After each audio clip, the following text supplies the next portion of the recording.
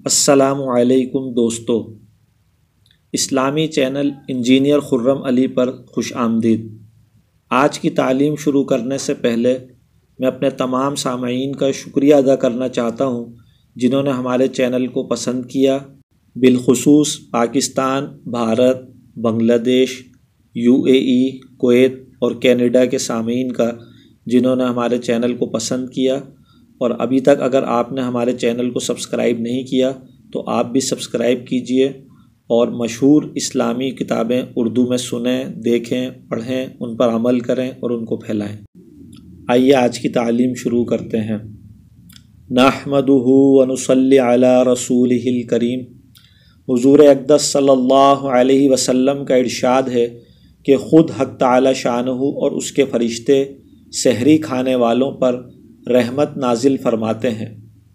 فائدہ: کس قدر اللہ جل جلالہ کا انعام اور احسان ہے کہ روزے کی برکت سے اس سے پہلے کھانے کو، جس کو سحری کہتے ہیں، امت کے لیے ثواب کی چیز بنا دیا، اور اس میں بھی مسلمانوں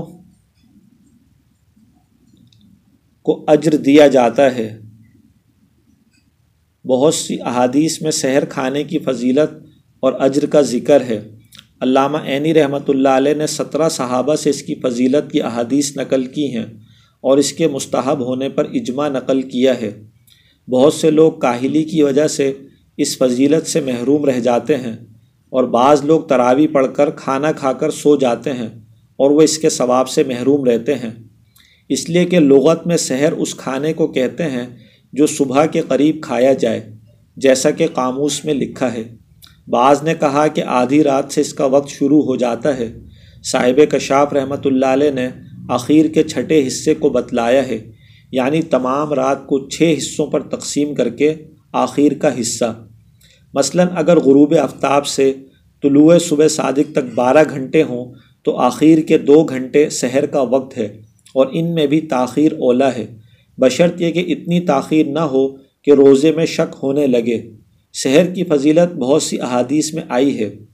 نبی کریم صلی اللہ علیہ وسلم کا ارشاد ہے کہ ہمارے اور اہل کتاب یعنی یہود و نصارہ کے روزے میں سحری کھانے سے فرق ہوتا ہے کہ وہ سحری نہیں کھاتے۔ ایک جگہ ارشاد ہے کہ سحری کھایا کرو کہ اس میں برکت ہے، ایک جگہ ارشاد ہے کہ 3 چیزوں میں برکت ہے: جماعت میں، سرید میں اور سحری کھانے میں۔ اس حدیث میں جماعت سے عام مراد ہے نماز کی جماعت اور ہر وہ کام جس کو مسلمانوں کی جماعت مل کر کرے، کہ اللہ کی مدد اس کے ساتھ فرمائی گئی ہے۔ اور سرید گوشت میں پکی ہوئی روٹی کہلاتی ہے جو نہایت لذیذ کھانا ہوتا ہے۔ تیسرے، سحری۔ نبی کریم صلی اللہ علیہ وسلم جب کسی صحابی کو اپنے ساتھ سحر کھلانے کے لیے بلاتے تو ارشاد فرماتے کہ آؤ برکت کا کھانا کھا لو۔ ایک حدیث میں ارشاد ہے کہ سحری کھا کر روزے پر قوت حاصل کرو اور دوپہر کو سو کر آخر شب کے اٹھنے پر مدد چاہا کرو۔ حضرت عبداللہ بن حارث ایک صحابی سے نقل کرتے ہیں کہ میں حضور صلی اللہ علیہ وسلم کی خدمت میں ایسے وقت حاضر ہوا کہ آپ صلی اللہ علیہ وسلم سحری نوش فرما رہے تھے۔ آپ صلی اللہ علیہ وسلم نے فرمایا کہ یہ ایک برکت کی چیز ہے جو اللہ نے تم کو عطا فرمائی ہے، اس کو مت چھوڑنا۔ حضور صلی اللہ علیہ وسلم نے متعدد روایات میں سحور کی ترغیب فرمائی ہے، حتیٰ کہ ارشاد ہے کہ اور کچھ نہ ہو تو ایک چھہارا ہی کھا لے یا ایک گھونٹ پانی ہی پی لے۔ اس لیے روزے داروں کو اس ہم خورما و ہم ثواب کا خاص طور سے اہتمام کرنا چاہیے کہ اپنی راحت، اپنا نفع اور مفت کا ثواب، مگر اتنا ضروری ہے کہ افراط و تفریط ہر چیز میں مضر ہے، اس لیے نہ اتنا کم کھاوے کہ عبادت میں ذوق محسوس ہونے لگے، اور نہ اتنا زیادہ کھاوے کہ دن بھر کھٹی ڈکاریں آتی رہیں۔ خود ان احادیث میں بھی اس طرف اشارہ ہے کہ چاہے ایک چھوارا ہو یا ایک گھونٹ پانی۔ نیز مستقل احادیث میں بھی بہت کھانے کی ممانعت آئی ہے۔ حافظ ابن حجر رحمۃ اللہ علیہ بخاری کی شرح میں تحریر فرماتے ہیں کہ سحری کی برکات مختلف وجوہ سے ہیں: اتباع سنت، اہل کتاب کی مخالفت کہ وہ سحری نہیں کھاتے، اور ہم لوگ حد الوسع ان کی مخالفت کے مامور ہیں۔ نیز عبادت پر قوت، عبادت میں دلبستگی کی زیادتی، نیز شدت بھوک سے اکثر بدخلقی پیدا ہو جاتی ہے، اس کی مدافعت، اس وقت کوئی ضرورت مند سائل آ جائے تو اس کی اعانت، کوئی پڑوس میں غریب فقیر ہو اس کی مدد، یہ وقت خصوصیت سے قبولیت دعا کا ہے۔ سحری کی بدولت دعا کی توفیق ہو جاتی ہے، اس وقت میں ذکر کی توفیق ہو جاتی ہے، وغیرہ وغیرہ۔ ابن دقیق العید رحمۃ اللہ علیہ کہتے ہیں کہ صوفیہ کو سحور کے مسئلے میں کلام ہے کہ وہ مقصد روزے کے خلاف ہے، اس لیے کہ مقصد روزہ پیٹ اور شرمگاہ کی شہوت کو توڑنا ہے، اور سحری کھانا اس مقصد کے خلاف ہے۔ لیکن صحیح یہ ہے کہ مقدار میں اتنا کھانا کہ یہ مصلحت بالکلیہ فوت ہو جائے، یہ تو بہتر نہیں۔ اس کے علاوہ حسب حیثیت و ضرورت مختلف ہوتا رہتا ہے۔ بندے کے ناقص خیال میں اس بارے میں قول فیصل بھی یہی ہے کہ اصل سحور و افطار میں تقلیل ہے، مگر حسب ضرورت اس میں تغیر ہو جاتا ہے۔ مثلاً طلبہ کی جماعت کہ ان کے لیے تقلیل طعام منافع صوم کے حاصل ہونے کے ساتھ تحصیل علم کو مضرت کو شامل ہے، اس لیے ان کے لیے بہتر یہ ہے کہ تقلیل نہ کریں کہ علم دین کی اہمیت شریعت میں بہت زیادہ ہے۔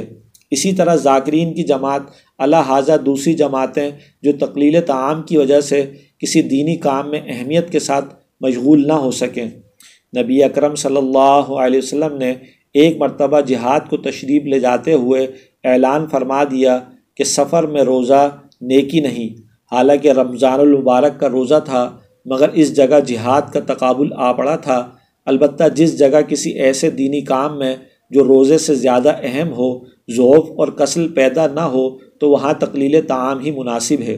شارح اقناع میں علامہ شعرانی رحمۃ اللہ علیہ سے نقل کیا ہے کہ ہم سے اس پر عہد لیے گئے کہ پیٹ بھر کر کھانا نہ کھائیں، بالخصوص رمضان المبارک کی راتوں میں۔ بہتر یہ ہے کہ رمضان کے کھانے میں غیر رمضان سے کچھ تقلیل کرے، اس لیے کہ افطار و سحر میں جو شخص پیٹ بھر کر کھائے اس کا روزہ ہی کیا ہے۔ مشائخ نے کہا ہے کہ جو شخص رمضان میں بھوکا رہے آئندہ رمضان تک تمام سال شیطان کے زور سے محفوظ رہتا ہے۔ اور بھی بہت سے مشائخ سے اس باب میں شدت منقول ہے۔ شرح احیاء میں عوارف سے نقل کیا ہے کہ سہل بن عبداللہ تستری رحمۃ اللہ علیہ 15 روز میں ایک مرتبہ کھانا تناول فرماتے تھے اور رمضان المبارک میں ایک لقمہ، البتہ روزانہ اتباع سنت کی وجہ سے محض پانی سے روزہ اختیار فرماتے تھے۔ حضرت جنید رحمۃ اللہ علیہ ہمیشہ روزہ رکھتے، لیکن اللہ والے دوستوں میں سے کوئی آتا تو اس کی وجہ سے روزہ افطار فرماتے، اور فرمایا کرتے تھے کہ ایسے دوستوں کے ساتھ کھانے کی فضیلت کچھ روزے کی فضیلت سے کم نہیں۔ اور بھی سلف کے ہزاروں واقعات اس کی شہادت دیتے ہیں کہ وہ کھانے کی کمی کے ساتھ نفس کی تادیب کرتے تھے، مگر شرط وہی ہے کہ اس وجہ سے اور دینی اہم امور میں نقصان نہ ہو۔